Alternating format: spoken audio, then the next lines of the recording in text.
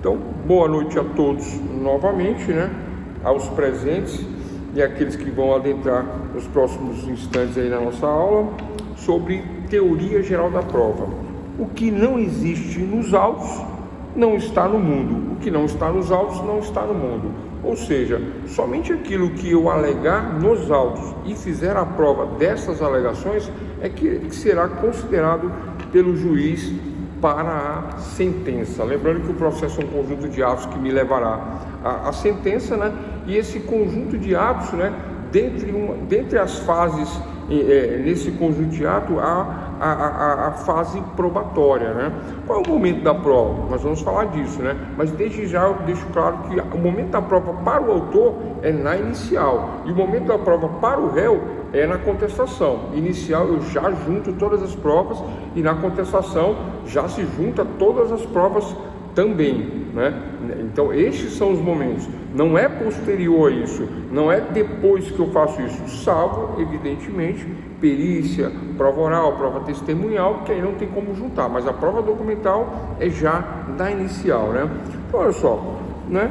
O tema da aula de hoje é a teoria geral das provas. Então vamos lá, pessoal. O que são provas? Provas são elementos de convicção do julgador, né? Aquilo que vai convencer o julgador. Então haverá a argumentação de um lado, haverá a contestação contra-argumentando por outro lado, né?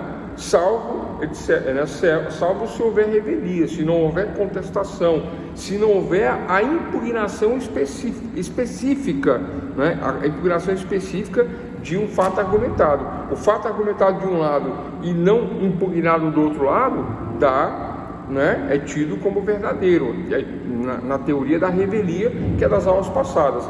Mas olha só, então as provas são elementos de convicção do julgador produzidos nos autos para tentar demonstrar a veracidade dos fatos alegados pelas partes, né?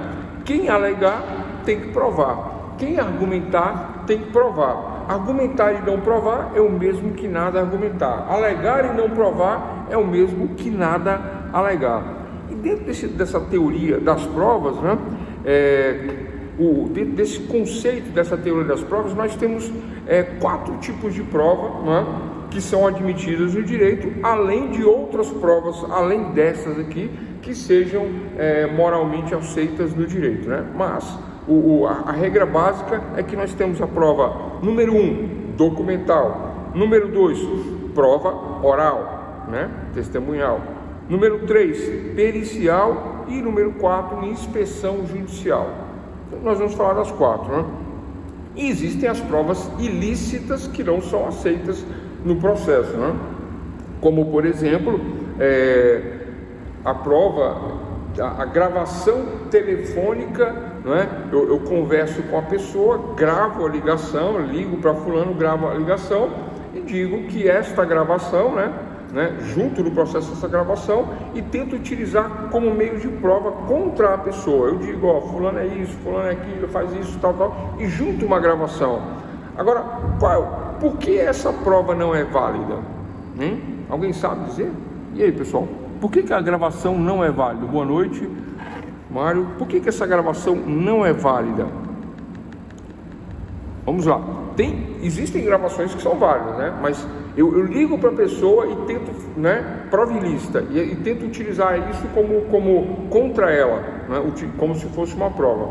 Olha só, na Constituição Federal, né, na nossa Constituição, em direitos e garantias, né, as provas subreptícias, né, que é chamado de prova subreptícia, é a prova na qual a pessoa não sabe que está sendo gravada, não sabe que está sendo filmada, não sabe, e isto, se eu vou utilizar como meio de prova, né, ela tem que saber que está sendo filmada e gravada, né? Por quê? Por causa do contraditório legal. Essa é a questão. Eu ligo para a pessoa e vou discutir um assunto do nosso interesse, de um litígio, né? E a primeira coisa que eu aviso ela é assim: olha, nossa ligação está sendo gravada, porque o meu aparelho grava. Vocês já perceberam que as cobranças são assim? Cobrança bancária, cobrança de dívida, negociação, renegociação, algumas empresas, né, trabalham dessa maneira, tá? Por quê?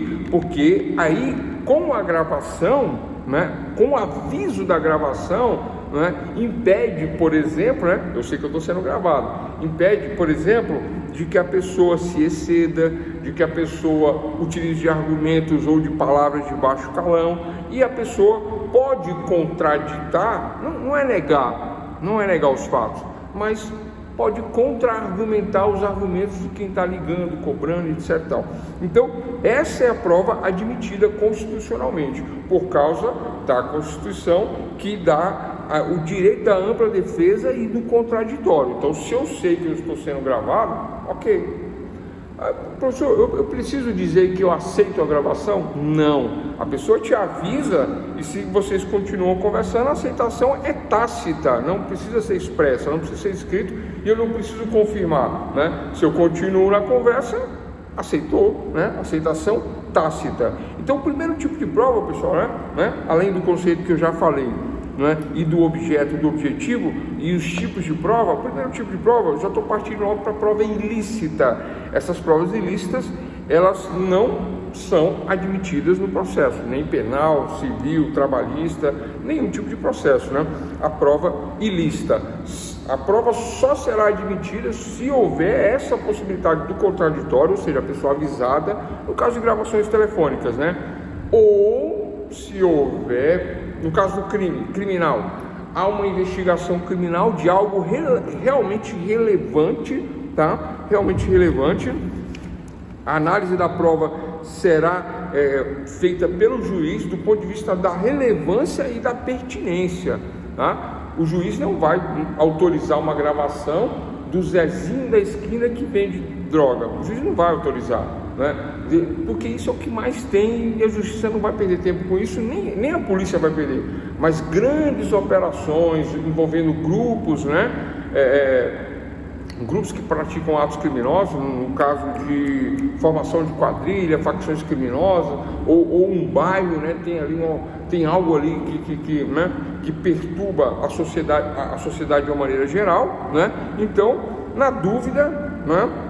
O juiz vai avaliar, na dúvida não, na certeza, o juiz vai avaliar o pedido que normalmente vem do Ministério Público, pode vir do delegado também, né? Vai avaliar a relevância e vai a pertinência da prova.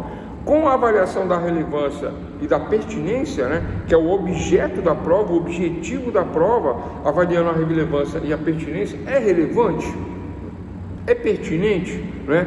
Há um tráfico intenso de entorpecentes numa determinada região, né? Existem pessoas envolvidas, mas a polícia não consegue fazer um flagrante, não consegue esclarecer os fatos, né? Não consegue avançar nas investigações, mas sabe-se que ali existe toda essa situação. E aí o investigador de polícia pede para o delegado pede para o Ministério Público pede para o juiz autorizar a gravação de determinadas pessoas. E aí se autoriza a gravação, né, por entender ser relevante. A relevância é de natureza subjetiva, tá, pessoal? Ou seja, o juiz pode conceder, pode não conceder, né? Está ligado à importância do fato jurídico que posteriormente virá, né, no processo. Então o juiz autoriza, né? Autorizando as gravações telefônicas, boa noite, autorizando as gravações telefônicas, aí sim a prova deixa de ser ilícita. Tranquilo? Então, primeiro tipo de prova, ilícita. Vou voltar ao conceito aqui para quem está chegando agora, né? Provas são elementos de convicção do julgador produzidos nos autos para demonstrar a veracidade dos fatos alegados pelas partes, tanto faz ser autor ou réu, tá? O que não está nos autos não está no mundo, não adianta eu falar, não, mas todo mundo sabe que é verdade. Todo mundo, como dizia, né, as nossas mães, né, todo mundo é muita gente e você não é todo mundo, né, assim que as mães falam. E se não provou, não vale a alegação. Tranquilo? Então esse é o conceito. Estamos falando agora do objeto da prova. Qual é o objeto, o objetivo? Para quem é a prova? A prova é para o juiz, mas não somente para o juiz de primeiro grau, né? É para o juiz de primeiro grau, e caso haja um recurso, os outros juízes terão que avaliar esta prova. Tranquilo? Bom, e os tipos de prova, começamos pela prova ilícita e dei um exemplo aí da questão da gravação, né? Eu vou dar outro exemplo, 2 exemplos, né? Falei da gravação telefônica, deixa eu anotar aqui, gravação. E outro, radar. Pronto, radar. Né? Para não falar só de gravação telefônica, outro exemplo, né? Pessoal, é possível ser multado na estrada sem ser avisado? Não, já respondo, já falo, já respondo, e vocês já perceberam isso, já viram isso, né? E existem diversos debates sobre essa questão. Por que não pode multar sem avisar? Eu sei que é 80, estou cansado de ver placa dizendo que é 80, eu tenho que respeitar a lei, né? Cumprir a sinalização, mas se o Detran, Contran, quem fiscaliza a estrada, colocar um radar ou fixo ou móvel, tem que avisar que tem radar, inclusive nos móveis, inclusive nesses radares móveis que ficam escondidos. Vocês já viram radarzinho móvel escondido? São Paulo tem muito isso, ali na Washington Luiz tem bastante, na Anhanguera eu nunca vi, mas porque a Anhanguera, né, é feito para andar mesmo, mas na Washington Luiz tem muito radarzinho escondido ali por volta de perto de Rio Claro. Tem bastante. O que mais? Para todo lado tem, né? Radar móvel, sem avisar, escondidinho. Você vai passar uma ponte, quando você passa a ponte, o radar está do lado esquerdo, assim, pega o seu carro e já era. Radar móvel, né? A Washington Luiz é 110, você passa 120, já era. Foi multado. Mas, atenção, de acordo com esse princípio, o mesmo princípio da gravação telefônica, eu não posso ser multado se não há aviso de que há radar ali, e o radar nem pode ficar escondido. Aí, professor, mas não ganha o recurso, o administrativo realmente não ganha, mas se vai para a justiça com esses argumentos da gravação subrepentícia, os argumentos constitucionais do contraditório, né? Eu ganho sim, e muita gente tem ganhado e tem quebrado essa questão, e isso aí não pode, né? Então não pode ter um radar, nem fixo, nem móvel, né? Se não há um aviso que antecede o radar. Qual é o aviso? Aviso, a placa de velocidade, dizendo que tem fiscalização eletrônica adiante. Essas 2 placas. Prestou atenção, pisou no freio, acabou, não tem multa, né? Mas mesmo assim tem gente que ainda toma multa, né? A estrada que eu pego da minha casa para a faculdade e de volta, né? A principal são 6 radares para ir, 6 para voltar. Um trecho, né? 6. E dentro da cidade aqui eu acho que eu passo mais uns 5. Essa média aí, né? De 10 a 11 radares aqui, para chegar aqui na faculdade e voltar a mesma coisa. Mas todos têm um aviso que antecede, né? Então, primeira prova ilícita. Tranquilo? Anotaram? Né? Prova ilícita não é aceita no processo. Tá, pessoal? Professor, mas e a coletividade? E indúbios pró-societar, né? E tal. Não existe essa questão, tá, pessoal? Não existe. Nem no direito civil, nem no direito penal, né? Na dúvida se favorece a sociedade. Não existe isso, porque o direito do cidadão prevalece sobre essas questões aí, né? O cidadão ele não pode ser prejudicado sem defesa, sem contraditório. Existem pessoas que pensam o contrário? Existem doutrinadores que pensam o contrário? Existe jurisprudência contrária? Existe, mas é a minoria, e a minoria não prevalece aí o entendimento. Tranquilo? Então, esse é o primeiro tipo de prova, documental. Eu vou falar das outras posteriormente, mas antes, olha só, dentro do objeto da prova, o objetivo da prova, que é provar as alegações, obviamente, né? Há algumas características na prova que nós temos que falar sobre ela. Olha só, número 1, primeira característica da prova: os fatos alegados pela parte, tanto faz ser autor ou réu, devem ser confirmados pela prova, devem ser corroborados pela prova, devem ser fundamentados pela prova, né? Muitas vezes o autor ou até mesmo o réu quer ganhar a demanda com argumentação, né? Baseado simplesmente na argumentação ou no método hipotético dedutivo, deduzindo algo, né? Mas não há como fazer deduções sem o mínimo de provas, sem o mínimo de algo que indique que aquilo é verdadeiro. Então, olha só. Então, primeira característica, os fatos alegados pela parte é o objetivo da prova, né? Então eu tenho que provar, ou documentalmente, ou oralmente, ou pericialmente, a alegação, o argumento. Número 1, primeira característica da prova. Bom, número 2, existem provas, atenção, que a lei dispensa. Ficou até estranho o que eu vou falar agora, né? Existem fatos, né? Não são provas, existem fatos que a lei dispensa a prova, por ser este fato público, notório, não é? Que não há discussão, não, todos sabemos que é aquilo e não tem controvérsia, não tem discussão, sabe-se de forma pública e notória, não é?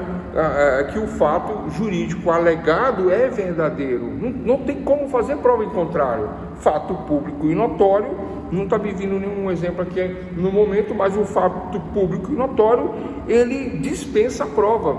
Tranquilo? Segunda característica, depois a gente volta nesse ponto.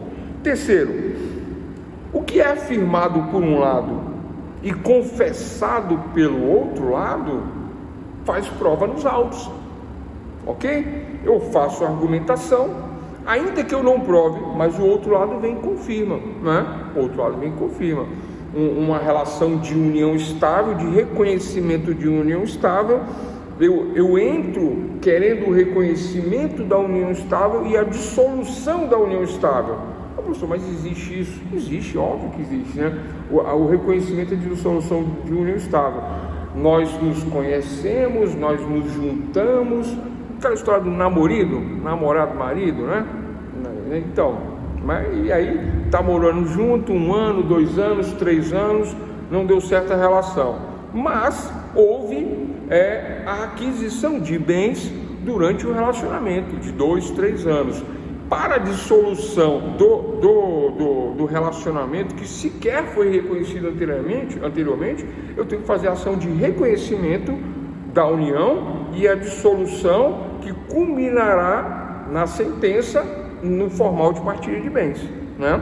Então a lei, então o que vai ser afirmado por um lado e confesso por outro, também dispensa a prova. Então eu entro com o reconhecimento da união estável, pedindo a dissolução, objetivando, obviamente, o efeito da partilha. Mas ela não contesta, ela confirma, ela afirma, ela diz: realmente tivemos um relacionamento de 3 anos, adquirimos tais bens assim, assim, assado e tal. Então o que é afirmado por um lado e confesso por outro, a confissão é a rainha das provas, né? Se confessou, é tido como verdadeiro. Óbvio que, né, a confissão isolada, né, só a confissão, né, ela é frágil, né? Ele argumenta que houve a relação, ela confirma que houve a relação, mas para a convicção do juiz eu preciso de mais elementos. Aí costuma se juntar 2 testemunhas dizendo: não conheci o casal, conheço há 5 anos, 10 anos, conheço a vida inteira, e realmente eles viveram juntos por um período que eu não sei direito, 2, 3 anos. Aí confirma a união estável, não é? E aí vem a outra, segunda parte, né? Inicial, contestação, juntada de bens, divisão de bens, etc e tal, dentro dessa teoria aí, dessa terceira característica, que é o que é afirmado por um lado, confesso pelo outro, é tido como prova nos autos. E por último, doutores, quarta característica é o fato admitido como incontroverso. O que é o fato admitido como incontroverso? Eu entro com ação de ressarcimento de danos materiais por acidente de veículo. Qual o motivo? Houve um acidente de veículo, né? Meu carro está todo amassado, todo, né, estragado, e do outro também, e eu quero ressarcimento, né, disso. Não estou falando de culpa, estou falando de que houve, né, um dano. Esse dano é incontroverso. Então, do acidente, fato incontroverso. Não tem como dizer que não houve, né? Agora, as outras provas, aí é que vão dizer se, né, quem tem culpa, quem não tem culpa, como estava. Bom, isso é um exemplo até meio ruim, né? Mas a gente vai melhorar isso depois. Então, resumindo, né? Falamos do conceito de provas, o que é a prova, né? Falamos de objeto da prova, o objetivo, né? Ela tem que ser relevante e pertinente. Vamos falar de relevância e pertinente no próximo ponto, né? Mas falamos da prova ilícita, né? Falamos da prova ilícita, quando ela é admitida, quando ela não é, e por que a prova ilícita, ilegal, não é admitida. E falamos, né, de características da prova. Número 1, fatos alegados pela parte. É o objetivo principal, né? Provar o fato alegado pela parte, né? Eu falei, número 2, a lei dispensa a prova pública e notória. Número 3, confissão, faz prova. E número 4, fato incontroverso. Tranquilo, pessoal? Até aqui tranquilo? Olha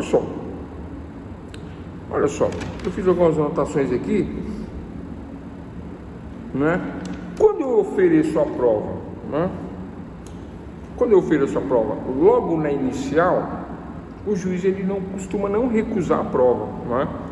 Ainda que não pertinente, ainda que não relevante, fica lá. Na contestação, ainda que não pertinente, ainda que não relevante, fica dentro dos autos. O problema é o depois, né? É o depois. É quando eu peço, por exemplo, uma testemunha oral. Quando eu peço, por exemplo, uma perícia. Se ela não for relevante e não for pertinente, ela não será aceita. Mas vamos aos casos. Dentro do objetivo da prova, de provar o meu argumento, através de uma testemunha, por exemplo, não é, do acidente de trânsito, não é, o juiz vai utilizar do critério da relevância e da pertinência. Então, o objetivo da prova é provar o fato alegado, mas ele utilizará da relevância e da pertinência. Como é que funciona isso? Funciona da seguinte maneira: a relevância é subjetiva, pela experiência do próprio juiz, pela formação, né? E entendendo ele, juiz, que a prova, né, num primeiro momento é para ele analisar os fatos, ele vai avaliar a relevância, e ela é subjetiva, né? Essa relevância não é objetiva. Então ele vai fazer uma avaliação do caso e vai dizer: olha, é relevante ouvirmos uma testemunha para que ele diga sobre a dinâmica dos fatos. Mas olha só, o juiz pergunta: é testemunha dos fatos ou é uma testemunha para dizer, né, que você é uma pessoa boa, que te conhece, que você não bebe, não fuma e não dá trabalho, não tem multa de trânsito? Porque se for uma testemunha desse tipo, não é relevante, não vai alterar, não vai modificar, não vai criar direitos. Então esse tipo de testemunha não sendo relevante pelo critério subjetivo, o juiz dispensa, fala: não vamos ouvir. E se você insistir, o juiz não vai ouvir do mesmo jeito. E se você alegar cerceamento de defesa constitucional, aí o juiz é obrigado a ouvir se você fizer esse tipo de alegação. Mas o problema é que a testemunha realmente ela não é relevante, não é pertinente, e se isso acontecer quando ela chegar na audiência, qual é o problema dessa prova? Uma prova que não tem valor, não tem relevância, não tem pertinência, né? A relevância da prova é uma análise subjetiva, a pertinência é uma análise objetiva, é o contrário da primeira, a pertinência. O que é uma prova pertinente? É uma prova que modifica, é uma prova que constitui o fato, né? É o exemplo, por exemplo, da investigação de paternidade, né? Eu peço o exame de DNA e digo para o juiz: excelência, é relevante, é pertinente. A relevância ele não vai nem avaliar, né? Porque é pertinente. E o que é pertinente? Não tem como trabalhar em investigação de paternidade sem essa prova pertinente, essa prova que é um critério objetivo, não é? Não dá para avaliar a paternidade baseada em fotos de aniversário, anel de noivado, né, lua de mel em algum lugar e etc, né? Esses são critérios subjetivos. A investigação de paternidade decorre de uma prova pericial, né? Um dos tipos de prova que nós vamos falar, né? Então, nós vamos falamos da prova ilícita, vamos falar da documental, oral, pericial, né? E aí vamos esclarecer tudo muito simples, né? Mas vamos lá. Então, continuando. Então, para fechar o objetivo, o objeto da prova, né, eu tenho como características a relevância e a pertinência. A relevância subjetiva, critérios discricionários do juiz, ele vai avaliar se é relevante ou não, né, dentro da lógica que eu acabei de passar. E se ela é pertinente, mas aí a pertinência é objetiva, tudo depende da prova. Uma perícia para o INSS, Instituto Nacional de Seguridade Social. O requerente ingressa com pedido para o Estado juiz, alegando uma doença, né, grave e requer um auxílio-doença. O juiz não é médico, não é perito, não é especialista. E por mais que ele analise os atestados com o CID, etc, tal, né, muitas vezes esta documentação consegue comprovar as alegações do autor, muitas vezes consegue, mas por outras vezes, né, não é um documento atualizado, atual, recente. Muitas vezes o relatório médico é muito sucinto, né, depende de outras características, depende de uma radiografia, talvez, né. Então o juiz pode determinar a perícia, né, através da junta médica do próprio INSS. É isso mesmo? É isso mesmo, a junta médica do próprio INSS. Ele determina isto. Se isto já aconteceu no INSS, o INSS negou e a ação é contra o INSS por conta dessa negativa, porque não passou na perícia judicial, então o juiz determina uma perícia judicial no próprio fórum, e é o Fórum Federal que faz isso. Então há uma pertinência objetiva, porque só consegue sentenciar favorável ou deferir ou indeferir o pedido, né, conceder ou negar o auxílio, só consegue se fazer isso por conta dessa prova, né? Então o objeto dessa prova, ela é pertinente, ela é objetiva. Por quê? Por que é objetiva e não é subjetiva? Porque não é o critério do juiz, é o critério de um técnico especializado no assunto.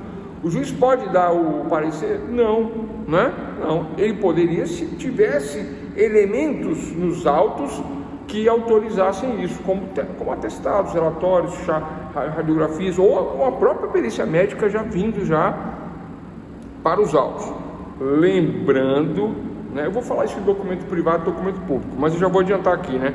O documento público, ele prevalece sobre o privado, porque, né, existe também aquela máxima de que papel aceita tudo, e aí, né, em questões de INSS, o documento privado ele tem uma força de prova muito fraca, por esse motivo. Tranquilo? Então, dentro do objeto da prova, provar as alegações, né? Falamos das 4 características e falamos da relevância e da pertinência para a aceitação ou não da prova.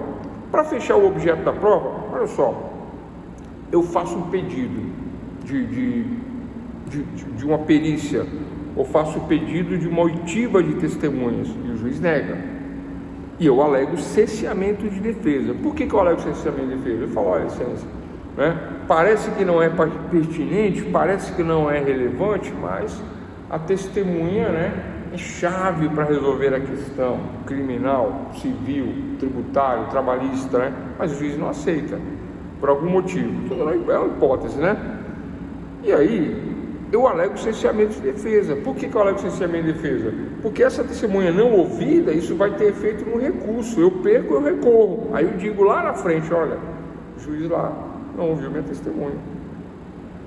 Vou no cartório, boto a testemunha para falar, faço uma declaração do cartório, né, com fé pública do cartorário, e junto nos autos, na hora que estou recorrendo. Ou junto antes no processo, né? É isso. Bom, ponto nessa questão. Tranquilo? Prova sobre direito. Prova sobre direito. Anotem aí. Prova sobre direito. Boa noite.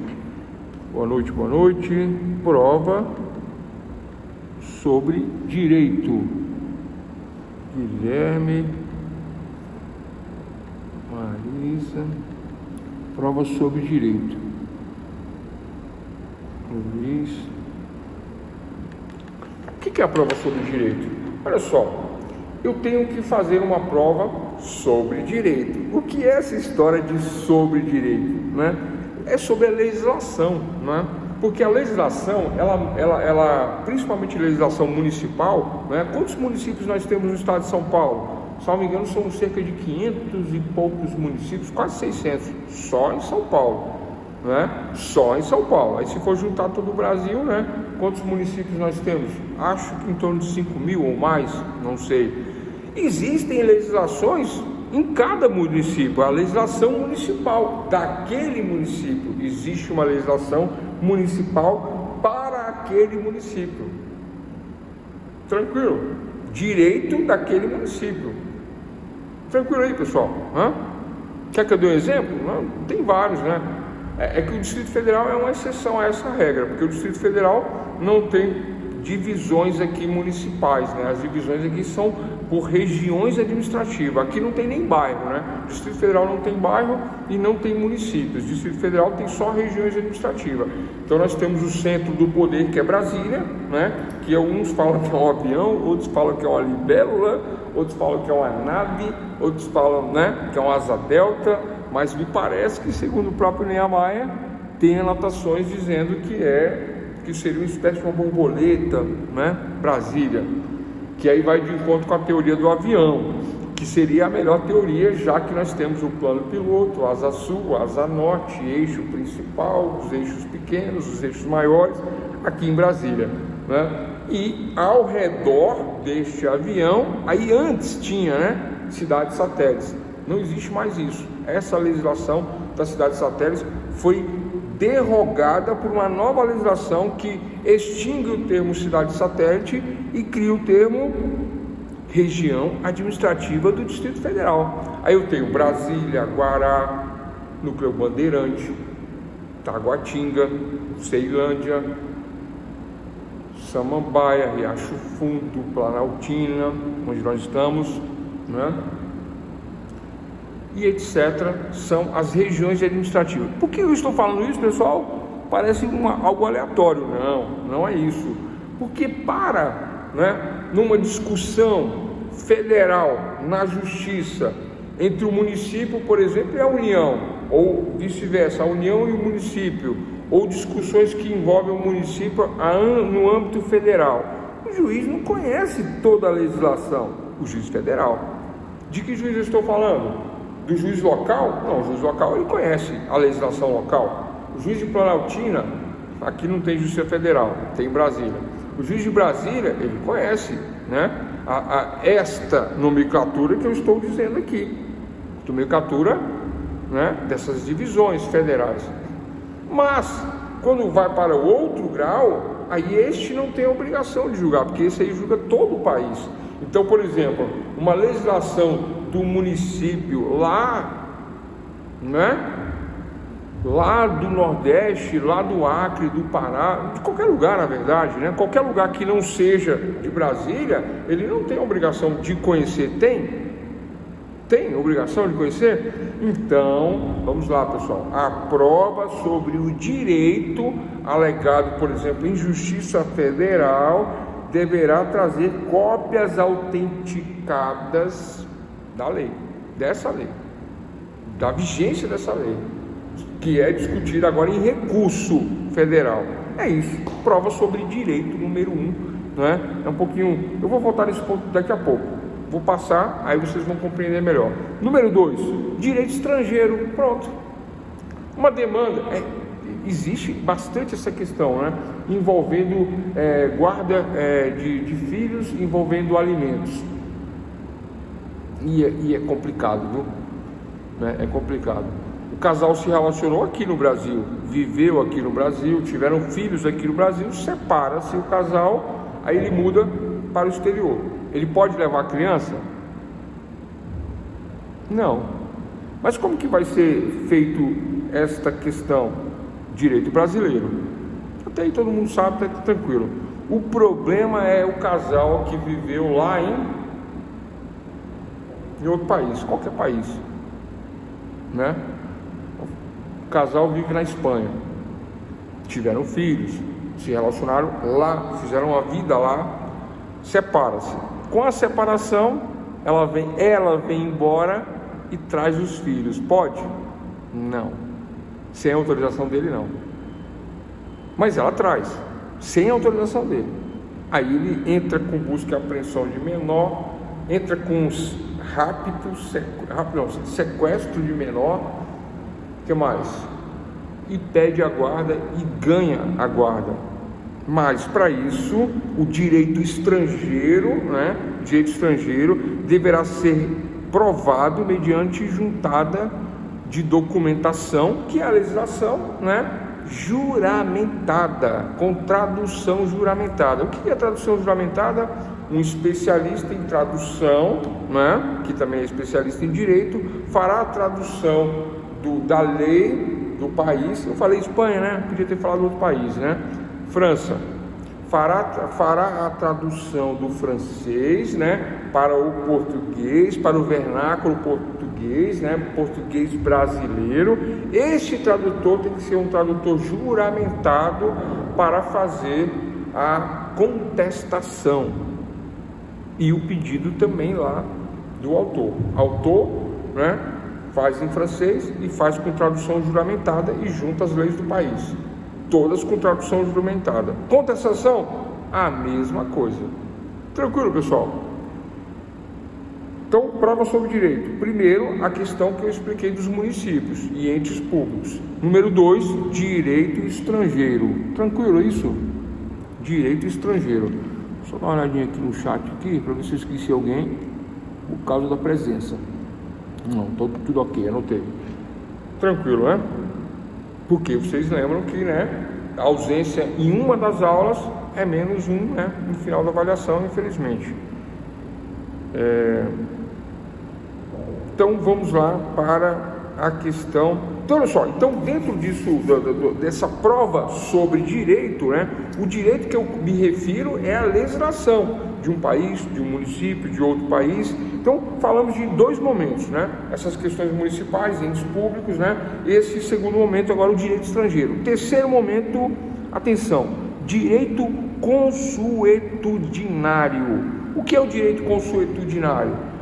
O que são usos e costumes? Olha só, esse direito consuetudinário, quais são as fontes do direito? Vocês se recordam das fontes do direito? Primeira fonte do direito é a lei. Primeira fonte do direito é a lei. Sempre é a lei. A primeira e única fonte do direito é a lei. As outras não têm uma ordem, né? Mas aí vem doutrina, jurisprudência e usos e costumes.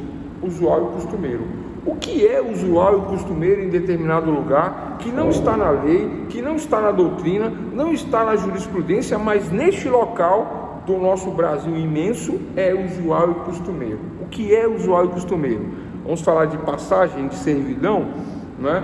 Havia um municípiozinho isolado, muito distante, onde as chácaras eram uma emendada na outra, né, uma chácara emendada na outra, e os vizinhos, né, circulavam pela cerca das chácaras ali, das áreas, né, e acabou se criando uma estradinha.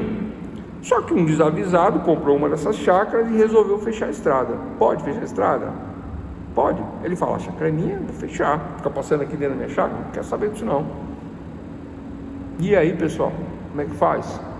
Aí vem a ação para declarar aquela estrada de uso público, não é? Baseado em uma prova consuetudinária, né? Isso não está no direito municipal daquela região, não está no direito daquela área, não é o direito estrangeiro, não está na lei, não está na doutrina, não está na jurisprudência, é algo muito isolado, local.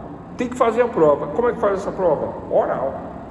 Essa prova é feita de forma oral, né? Marca-se audiência de instrução. Quando eu falo em audiência de instrução, atenção, doutores, instrução é para instruir o feito com a prova, em cima do que foi feito lá atrás, na alegação. Então eu alego, eu provo na instrução através de uma testemunha oral, por conta desse costume. Aí eu chamo toda a vizinhança, boto nos autos e começa, fala, É porque eu passo ali, porque eu não sei o quê, porque há muitos anos e tal. Tudo bem que está dentro da área dele, escriturada a área dele, mas não vai ter jeito. Vai virar passagem chamada passagem de servidão. Aí acaba regularizando pelo direito. Esta é a terceira característica da prova sobre direito, tá? São 3, né? Questões que envolvem municípios e entes estaduais. Então existem cópias autenticadas da lei, né? Certidões de entes públicos, né? Uma lei. Existe uma lei em São Carlos, agora que eu lembrei dessa lei, chama Troféu Imprensa em São Carlos, né? Criado por um clube lá, né? Pessoas conhecidas ali da cidade, que eles costumam homenagear profissionais todo ano tem isso, né? Melhor advogado, não é isso, personalidade jurídica, personalidade médica, personalidade engenheiro, tal. Eles pegam várias, jornalistas, eles pegam várias categorias, tem umas 30, acho, né? Um mês antes eles fazem uma votação. Eu já fui chamado para essa votação, né? A gente vota em quem a gente acha que gosta e tal. Não tem um critério, tem uma lista lá, você vota em quem você gosta. E aí esse pessoal é premiado lá. E tem uma lei, esqueci o número da lei, mas existe uma lei, né? Compreenderam o exemplo? Quem é que sabe dessa lei? Outro dia eu num processo lá em São Carlos mesmo, eu aleguei esta lei. E a pessoa que eu nasci aqui, eu moro aqui há 1000 anos, nunca ouvi falar dessa lei. Aí eu falei, então o doutor nunca foi homenageado. Ele ficou bravo. Então o doutor nunca foi convidado sequer para a cerimônia. Aí ele ficou mais bravo ainda. Eu já fui convidado, já fui votado, já votei e já fui até homenageado, né? A gente ganhou uma placa da prefeitura bonita, né, de metal, né, personalidade jurídica do ano. Claro que eu não ganhei sozinho, ganha vários, né? Quem se inscreve acaba ganhando. Eu ganhei várias não, ganhei 3 anos, né? Que mais? Mas quem é que sabe dessa lei, né? Se eu alego isso, eu tenho que ir lá na prefeitura pegar uma certidão desta lei para juntar nos autos. Eu não fiz isso naquele processo porque não tinha relevância nem pertinência. Era só porque ele fez uma piada comigo e eu fiz uma com ele. Mas eu juntei a norma, né? Mas eu podia ter feito desta maneira, mas não tinha relevância nem pertinência. É um exemplo. Tranquilo, pessoal, né? Vamos lá. Então fechamos essa questão, esse ponto da aula da prova sobre direito. Lembrando que o direito que eu me refiro é essa questão de legislação estrangeira, direito consuetudinário e essas questões regionais, né? Uma lei lá do município que, né, poucas pessoas conhecem. Do município as pessoas conhecem, né? Mas também nem todos os municípios conhecem. É um grupo. Que grupo é esse, né? Eu posso falar que é um grupo selecionado, né? Empresários e categorias profissionais. Pronto, né? É isso. Vamos para o próximo ponto da nossa aula sobre teoria das provas. Finalidade e destinatário da prova. Para quem é a prova? Qual é a finalidade e para quem é a prova? Essa é a pergunta. Bom, o destinatário, obviamente, que é o juiz da causa. Eu faço a prova para convencer o juiz. Eu já vi em audiência, né, assim, o juiz falar: olha, doutor, pode falar isso, pode falar aquilo, pode fazer isso, pode falar aquilo, estou analisando, né? Tá certo, ele está analisando, a prova é para ele. E eu também já falei em audiência, eu falei, a prova é para Vossa Excelência, entendo ela ser pertinente e relevante, mas se Vossa Excelência achar que não é relevante, né, eu não vou apelar para a pertinência, ou vou apelar para a pertinência sobre pena de licenciamento de defesa, e aí existem conversas nesse sentido. O juiz atento, ele sabe como a coisa funciona e conhece esses princípios dos quais eu estou aqui, né, falando. Bom, então a finalidade da prova. A finalidade é a formação do convencimento do juiz. Eu somente vou convencer o juiz através da prova? Às vezes não. Mas, né, o que não está nos autos não está no mundo. Então é fundamental a prova das alegações. Se eu não alegar, se eu não provar, na verdade é como se eu nada tivesse alegado, nada tivesse argumentado. Então a prova é fundamental para corroborar, sedimentar a minha alegação, seja ela como autor, seja como réu contestando na contestação a modificação daquilo que argumenta o autor. Tranquilo? Então esta é a finalidade. Então eu vou repetir, a formação do convencimento do juiz é a finalidade da prova. E o destinatário? Para o juiz. A prova é para o juiz. A prova não é para o outro lado. Né? Eu entro com a ação e quero provar para você, viu, que é assim. Não. A prova é para o juiz. O juiz vai sentenciar em cima da prova. Tá? Aí uma coisa que eu sempre falo para todas as turmas, e falo isso para os meus clientes também, porque a gente ouve cada besteira, né? Internet, eu saí de todas as redes sociais, saí do Facebook, saí do Instagram, saí de todas, fiquei só no Twitter, mas estou querendo sair também, né? Porque a gente ouve muita coisa das pessoas que não são do meio, né? Criticando, existe agora uma ondinha de criticar o juridiquês, né? Existe isso, juridiquês. Não existe medicinês? Existe engenharia? Não existe, pessoal, isso é ignorância, né? Falta de sabedoria, falta de conhecimento. Cada área tem a sua nomenclatura e tem as questões técnicas que envolvem a área. Por isso que somente o advogado tem o ius postulante, o direito de postulação, para não ter essas questões no processo que o juiz não fica quebrando a cabeça, né, com algo que sequer existe. Então, a finalidade da prova é a formação do convencimento do juiz. Esta é a finalidade. E o destinatário? Para o juiz. A prova é para o juiz, né? Então eu faço a prova sempre para o juiz, para convencê-lo da minha argumentação. Bom, então todos os meios legais de prova, nós falamos no início da aula, né, são admitidos no processo. A prova é para corroborar, fundamentar a minha argumentação, mas lembrando para quem chegou atrasado que a lei dispensa a prova de fato notório, nós falamos lá no início, e que aquilo que é afirmado por um lado e confirmado pelo outro, ele falou, é verdade, é prova, e coisas admitidas como incontroversas também é prova. Nós explicamos no início da aula essas 4 características da prova, tá? O tema da aula de hoje, geral, teoria geral das provas. Estamos falando de finalidade destinatária da prova. Tranquilo, né? Mais um detalhezinho, só para fechar a finalidade e destino da prova. Eu estava fazendo um júri lá no estado de São Paulo, eu e mais 2 colegas. Eu sempre levo uns amigos, né, os novatos, querendo aprender, falando, bora fazer um júri ali, botar você para falar em pé lá, meia hora. E o pessoal fica animado, né, e é bacana, e a gente conversa, faz reuniões, conversa sobre tudo, entra lá e fala o que você deve falar. O advogado treme, gagueja, treme a perna, dá cãibra, mas é bacana, né, os novatos, e leva o pessoal para ajudar no júri. E teve um colega meu, advogado, não vou citar o nome, né? Mas ele ele era inexperiente. Nós éramos, na época, muito novo, né? Foi um dos primeiros juízes que eu fiz. E ele começou a falar assim, eu estive no local, eu vi a situação, não é possível. Vocês estão compreendendo, pessoal? O advogado dando um depoimento pessoal dentro do júri, querendo provar uma situação porque ele esteve no local. Pode? Lógico que não. Pode, pessoal?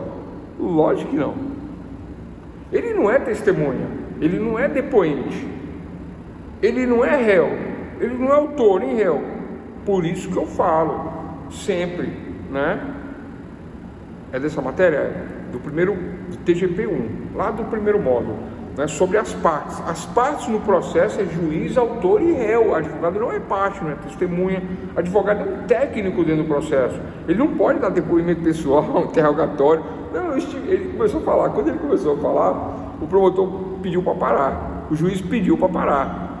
Aí eu levantei, fui lá e falei, então, doutor, não, tá certo o que você está falando aí, mas é o seguinte, ó, depoimento pessoal, né? A gente não participa a gente não tem nada a ver com homicídio, né? Tem que mudar a fala. Deixa eu continuar daqui. Aí eu continuei, ele foi lá, parou, pensou, refletiu, voltou e consertou a fala. Compreenderam, pessoal? É isso. Então, vedada a decisão. Agora vamos lá o que eu queria falar da finalidade da prova. É vedada a decisão pelo conhecimento do julgador, pelo próprio julgador dos fatos. Cai naquela questão da parcialidade. Cai na questão. Eu entro com a ação, estou discutindo uma questão ali. E aí o juiz se manifesta dizendo que ele conhece, que ele sabe, que ele frequenta o lugar, que ele tem amigos. Não, tudo não pode dizer, isso raramente acontece, mas pode acontecer. E se acontecer, se o juiz tem conhecimento dos fatos, se o juiz, por exemplo, já deu uma declaração em televisão, né? Não vou aqui falar aqui não, mas vocês já acompanharam coisas desse tipo, né? Derrotamos o fulanismo. E aí? Ele não pode dar decisão. Tranquilo, pessoal? Ele não pode, né? Ele pega agora os autos desse fulano e ele não pode, porque ele é parcial, né? O princípio da imparcialidade do juiz. Então, em relação à finalidade e destino da prova, fiquem atentos que se o juiz conhece a causa com essa profundidade, com essa intimidade, automaticamente ele pode cair na parcialidade. E aí são outras questões que nós já discutimos lá atrás, ponto nessa questão. Vamos para o ônus da prova. Importante essa questão, ônus da prova. O que é ônus? Ônus é o fardo, é o cargo, é a obrigação de provar. Quem alega, prova, não é? Mas e essa história da defesa ter que provar que é inocente? Existe? Existe, mas não exatamente nessa maneira, dessa forma, não é? Se a defesa simplesmente quer dar-se silente e falar sou inocente e não há provas dessa acusação contra a minha pessoa, e realmente não há, ele vai ser inocentado. Mas se ele fala que no dia e no local dos fatos ele estava em outro local, isso não está na acusação, está somente na fala dele. O que vai acontecer? Ele está arguindo, ele está argumentando algo que sequer está na acusação. Significa que quem argumenta tem que fazer prova da sua argumentação. É a prova de que ele estava em outro local. Como é que é o nome disso? Álibi. Essa é a prova, álibi. O que ele terá que fazer? Para provar um álibi, através de testemunhas que estavam com ele nesse local. Aí vem a questão da relevância e da pertinência. Muitas vezes o juiz vai falar, doutor, mas essa prova, ela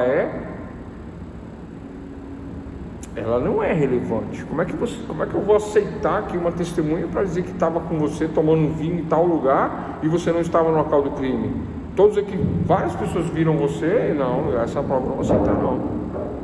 Relevância é um critério subjetivo. Mas aí eu junto uma filmagem do veículo da pessoa entrando no motel naquele dia, naquela hora, e eu tenho uma filmagem da saída também. Tenho? Não tenho. Não tenho, porque quem tem é um motel. E aí? Essa é a prova que eu quero. Aí eu digo para o juiz, excelência, do ponto de vista da pertinência da prova, já que da relevância subjetiva Vossa Excelência não aceitou, do ponto de vista da pertinência, eu tenho um recibozinho aqui, ó, de entrada e saída no motel. Sabe aquele da maquininha? O cara pegou e juntou e foi lá no motel e falou, tive aqui dia tal, preciso das filmagens. Aí o motel falou, não posso, só se o juiz pedir. Aí ele dá uma nota fiscal, dizendo que, né, uma declaraçãozinha, dizendo que realmente a pessoa teve. Aí eu entro com o pedido, porque o ônus da prova, o tema agora, é meu. Eu que tenho que provar que não estava no dia do homicídio no local que estão me acusando de homicídio. Eu faço o ônus. Por quê? Porque eu estou sendo acusado. Todas as características lá são minhas e ainda tem gente falando que fui eu, né? E o que morreu não fala, porque o outro não fala. Mas estão falando que foi eu, porque eu tinha uma treta com ele, uma rixa com ele. Mas, então tudo caiu sobre a minha pessoa. Mas eu não estava lá. Aí eu junto essa documentação, aí o juiz entende que agora é pertinente. Falar, realmente, do ponto de vista objetivo, eu vi que você provou que estava lá. Agora vamos ver mesmo essa filmagem. Aí o juiz requisita, faz um ofício, requisita, aí chega a filmagem. Provou. Modificou a acusação. Totalmente modificou. Tranquilo? Ônus da prova, quem alega tem que provar. Se eu não consigo essas filmagens, eu posso ser condenado na palavra das testemunhas que dizem que viram, mas não viram, confundiram, né? Dizem que viram, aí todas aquelas testemunhas que falavam que a gente tinha uma rivalidade, eu posso ser condenado no homicídio, né? Mediante estas provas dessa rivalidade, dessas pessoas que dizem que viram, mas né? Então o ônus da prova da acusação. Agora não, esquece tudo, uma acusação baseada só em testemunhas. Só em testemunhas a prova é frágil, tá? Porque tem um outro termo que eu não vou falar aqui, né? Mas as testemunhas têm uma certa fragilidade, e se não for ligadas a outros elementos de prova, tranquilo? Então, pessoal, o ônus da prova, resumindo, o ônus da prova é de quem alega tem que provar, né? Eu posso fazer a negativa, simplesmente dizer que não fui eu? Posso. Quem provar é você que está me acusando, você que prove, né? Mas se tem provas, é perigoso, né? Mas se não tem provas, absolve-se por falta de provas. Aí vem toda uma lógica em cima do sistema que possibilita essa questão. Tranquilo, pessoal? Ônus da prova? Tranquilo?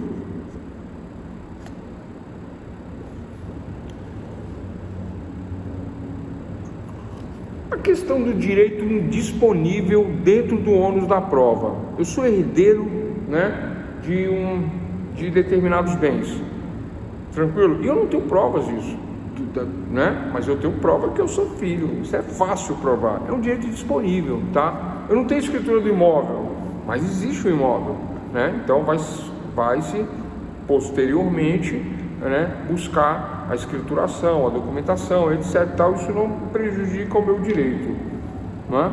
Desse ponto de vista. Dentro ainda de ônus da prova, vamos lá. Dentro de ônus da prova, temos uma questão importantíssima aqui para discutir, que é a questão do Código de Defesa do Consumidor. Aquela história do Celso Russomano, que chega lá, interpela o empresário, interpela as pessoas, as partes, e fala: não, porque você tem que provar, você que tem que provar aqui, né? Que chama-se inversão do ônus da prova legal. Inversão do ônus da prova do ponto de vista do Código de Defesa do Consumidor. Inversão do ônus da prova de acordo com o artigo 6º do Código de Defesa do Consumidor. É daquele jeito lá? Claro que não. Pô, Luzão, mas como que não é? Vamos lá. Tranquilo, né, pessoal? Né? Vamos lá. É daquela maneira lá, né? Para quem já viu o programa, para quem acompanha. Para quem não acompanha, eu vou explicar o que acontece, né? Muitas vezes, e na maioria das vezes, o consumidor entende que não tem que provar nada. Ele comprou e quem vai ter que provar que está certa é a empresa, né? Esse é o entendimento geral, mas esse entendimento não é válido desta maneira, né? Esta situação, né, deverá sim passar por uma análise. Ah, professor, mas o Código de Defesa do Consumidor não inverte o ônus da prova? Não. Ele inverte sobre 2 critérios. Qual o primeiro critério? Hipossuficiência. E qual o segundo critério? Verossimilhança, né? Não basta eu alegar. Essas alegações têm que ser críveis, né? Tem que ser plausíveis de uma lógica e de indícios mínimos de veracidade, indícios mínimos, como a documentação, ainda que irregular, mas eu tenho que ter algo que me leve a essa inversão do ônus da prova, que me leve a essa alegação, e o outro lado ter que se defender provando. Senão eu vou em uma loja, compro algo, não é? Ou eu não compro algo, não compro nada e digo que comprei e chamo a patrulha do consumidor, e chamo o Código de Defesa do Consumidor, e chamo, né? Vocês entendem, né? Então tem que haver indícios mínimos dessas questões, né? Uma ordem de serviço, um documento, um papel, uma negociação, uma conversa que me leve a acreditar que houve uma negociação no sentido em que eu estou propondo, né? Para que haja inversão do ônus da prova. A questão da hipossuficiência, não é? Me diz que não basta ser um consumidor, tem que ser um consumidor frágil. Um consumidor que está numa situação de hipossuficiência, de pobreza, né? Que não consegue sequer, por exemplo, contratar um advogado para se defender. Ah, professor, mas e a defensoria? Né? Vocês entendem? Requer uma urgência o caso, nenhuma coisa nem outra.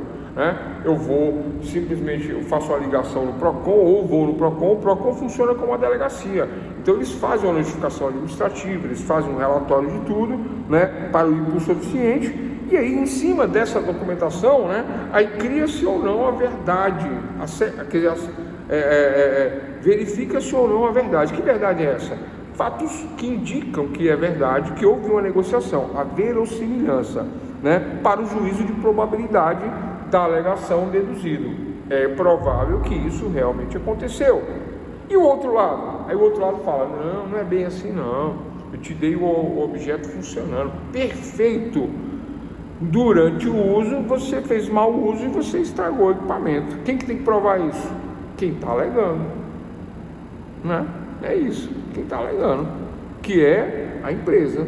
Normalmente é a empresa, sempre a empresa, por conta de que a empresa vai alegar algo em defesa por esse motivo. Não é inversão automática de acordo com o Código de Defesa do Consumidor. Então, quais são as características? Hipossuficiência e verossimilhança. Tem 3 correntes que falam sobre isso, pessoal, né? 3. Uma que fala que não, sempre inverte o ônus da prova. Tem uma que fala que inverte, mas tem que ver bem a situação, né? Tem que ver, mas a tendência é inverter. E a terceira corrente, vamos lá, essa que importa. Pessoal, anotem aí, essa é que importa, é essa que a gente vai cobrar, tranquilo? Dentro de ônus da prova, qual é a corrente doutrinária que fala sobre o ônus da prova e diz como que é aceito o ônus da prova, né? O ônus da prova é aceito, a inversão do ônus da prova, ela é aceita no saneamento do processo, tá? Quando o juiz pega a inicial, que ele analisa, é ali que ele diz se vai inverter ou não o ônus da prova. É o juiz que determina se haverá ou não inversão do ônus da prova. Ponto, essa é a questão. Momentos da prova. Fechamos essa questão de ônus, momentos da prova. Momento da prova é inicial, é na inicial que eu junto todas as provas, e na contestação que eu junto todas as provas. Se na contestação tem um fato inovador, réplica e tréplica. Se não tem fato inovador, inicial e contestação, ponto para essa questão da proposição das provas. Existem várias questões que eu poderia falar aqui, pessoal, mas aí, né, eu não vou... questões mais filosóficas do que técnicas, né? Convicção íntima, essas questões, né? Produção, valoração, né? Eu vou pular todas essas questões, né? Para nós fecharmos aí, tá? Com depoimento pessoal e interrogatório, tranquilo? Confissão é a rainha das provas, confessor virou prova. Só eu vou até pular também, já está dado. Confissão é isso. Prova documental privada. Qualquer documento assinado que tenha pertinência com o assunto é uma prova documental. Se eu junto e a outra parte não impugna, prova documental, valor, ok. Prova documental juntada e o outro lado fala isso que não é prova, não vale, prova impugnada. Prova pública não tem como impugnar, a não ser que seja falso. Escritura, documento de carro, não tem impugnação. Essa é a diferença. Prova pública tem fé pública. Prova documental privada não tem fé pública. Tranquilo, doutores? Sobre prova pública e prova privada, né? Sobre documento público e sobre documento particular, né?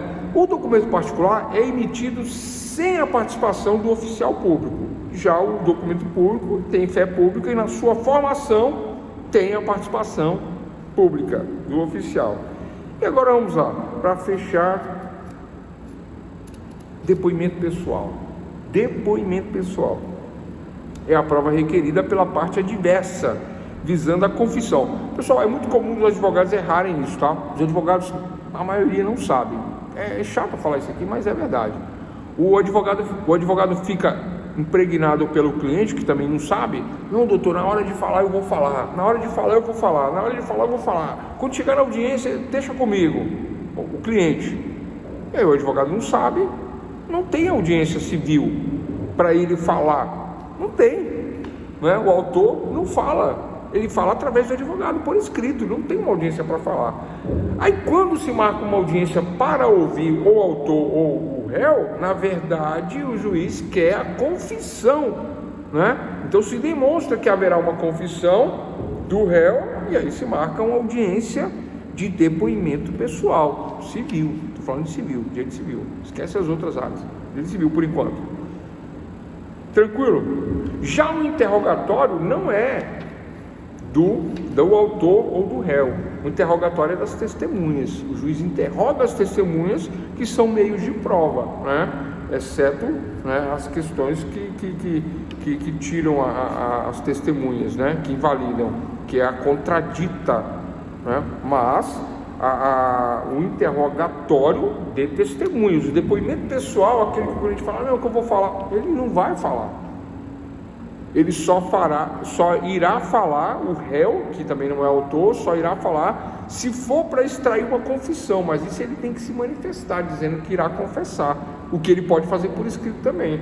Mas, se o juiz entender que essa prova é pertinente, chama para tentar obter essa confissão. E se ele não confessar, perdeu tempo, todo mundo. Essa é uma audiência que provavelmente quase que não se marca.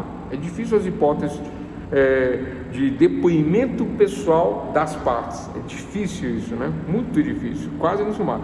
Pessoal, não estou falando de audiência de conciliação, de juizado, não é aquela conciliatória não, que as partes tentam conciliar. É uma audiência onde vai se ouvir, o juiz vai ouvir, né, a pessoa, e a pessoa vai contar a história. Essa história não se conta, porque quem conta essa história é o advogado. Tranquilo? Na petição. É isso. Então, diferenças de interrogatório para depoimento pessoal. Depoimento pessoal é requerido pela parte. A parte requer, é meio de prova, a pena de confissão, né? O réu pode confessar. E é realizado apenas uma vez na audiência de instrução, né? Pedir o depoimento dele. Aí confessa, ele não confessa. Ponto. Interrogatório. O juiz determina de ofício, quero ouvir tal testemunha, quero ouvir tal pessoa, né? Ou eu posso pedir também, mas é normalmente de ofício. É um meio de convencimento, mas não é prova. Me convence ou não, porque o juiz está pedindo. A pena de confissão, né? A pessoa pode ir lá e falar, foi ele, eu vi, assim, assado, tal, né? E pode ser realizada a qualquer tempo do processo. O juiz pode fazer vários interrogatórios. Isso não acontece, né? Mas pode ser feito dessa maneira. Tranquilo, pessoal? Então fechamos aí interrogatório judicial e depoimento pessoal, as diferenças, né? Falei o que é prova documental, prova particular. Tranquilo? Prova testemunhal, né? Para fechar a matéria de hoje, porque a gravação não vai dar, a bateria está acabando, e porque já deu o assunto, porque é muito grande, tá? Pessoal, lembrando que prova testemunhal é prova, e ela tem que ser arrolada na petição inicial, né, do autor, e o réu na contestação. Mas se não houver um rol de testemunhas, eu deixo indicado que arrolarei testemunhas caso necessário. Se isso não acontecer, no civil, antes da audiência, 10 dias antes da audiência, eu posso fazer um rol de testemunhas e falar da pertinência e da relevância. Aí o juiz pode aceitar ou não. Tranquilo? Né? Prova testemunhal, momento da produção. E esse rol não modifica, viu? Só em caso de falecimento, enfermidade, né? E nesse sentido. O que mais?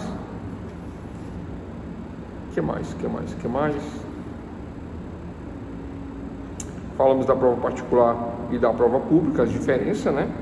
De uma e outra. Documental. Prova documental. O que é prova documental? Pessoal, eu tô num barzinho, já contei esse exemplo várias vezes, né? Um exemplo até ruim, né? No barzinho, aí eu faço um negócio, pego um guardanapo, eu assino, o coleguinha assina, fizemos um negócio. Aí, né? Tomando todas, chega depois, o negócio é desfeito, da briga vai parar na justiça. O que eu faço com esse guardanapo? eu chamo o juiz e falo assim: excelência, olha só, tá vendo esse papel aqui?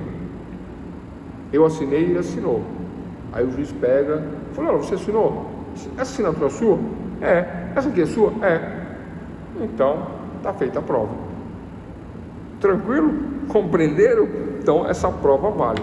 Prova documental. Então, qualquer documento não impugnado, né, vira um documento dentro do processo.